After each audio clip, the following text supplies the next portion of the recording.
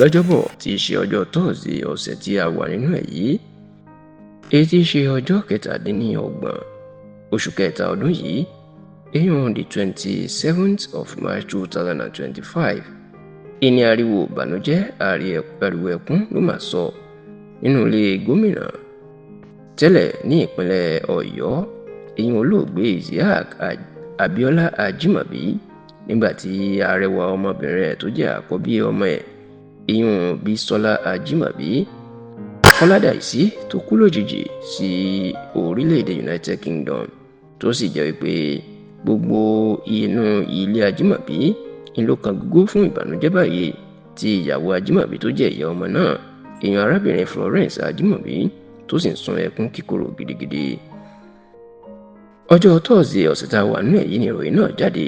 Gbàrà tó sì jáde ní gbogbo àwọn ilé-iṣẹ́ ìròyìn, kódà dé orí àwọn ìwé ìròyìn náà ti ń gbé ìròyìn náà ìpè Bisola Ajimobi tó fẹ́ ọmọ olóyè Kọ́ládàísí ní ìlú Ìbàdàn ó ti jáde láyé o. Yàtọ̀ sí pé ọmọbìnrin náà ó jẹ́ ọmọ Ajimobi tó jẹ́ kó gbajúmọ̀. ní tó tún jẹ́ kí ó tún gbajúmọ̀ káwọn èèyàn tún mọ̀ lásìkò yìí ni pé ó ní olùdámọ̀ràn pàtàkì ìyẹn special adviser sí mínísítà tó ń rí sí ọ̀rọ̀ ètò ìṣúná lórílẹ̀‐èdè yìí,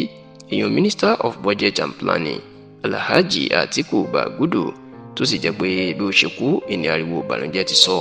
Bó tilẹ̀ jẹ́ pé àwọn ẹ̀kan ò tiẹ̀ kọ́kọ́ gbàgbọ́, wọ́n rò pé ìròyìn ẹlẹ́jẹ̀ ni, nítorí pé wọ́n rí Bisola Ajimobi pé kò sáìsàn tó ń ṣe, ọmọbìnrin náà sì rẹwà púpọ̀, àti pé ọmọdé ni èèyàn ọmọ ọdún 42 42 years. Ṣùgbọ́n tó jẹ́ òtítọ́ nígbà tí agbẹnusọ Ajimobi tẹ́lẹ̀ ọ̀gbẹ́ni Bọ́lájí Túnjí tó fìdí ẹ̀ múlẹ̀ pé lóòótọ́ ọmọbìnrin náà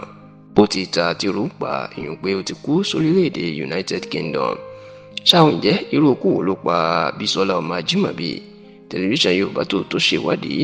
lọ́dọ̀ àwọn ẹbí ará àti ọ̀rẹ́ tó súnmọ́ Bisola Ajimobi, wọ́n sì fìdí ẹ̀ múlẹ̀ fún wa pé kì í ṣe pé bóyá ó ṣe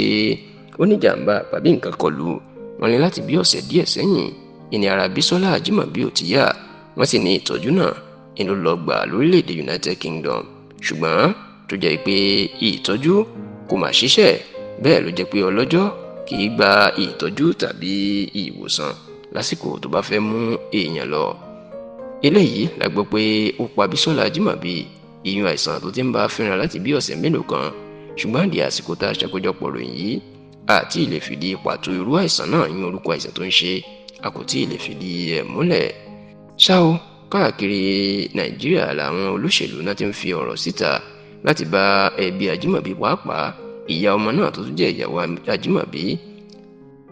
arábìnrin Florence Ajimobi kẹ́dùn, tó sì jẹ́ pé ní ilé wọn ní ìlú Ìbàdàn níṣẹ́ làwọn èèyàn náà ti ń lọ síbẹ̀ láti bá wọn kẹ́dùn báyìí.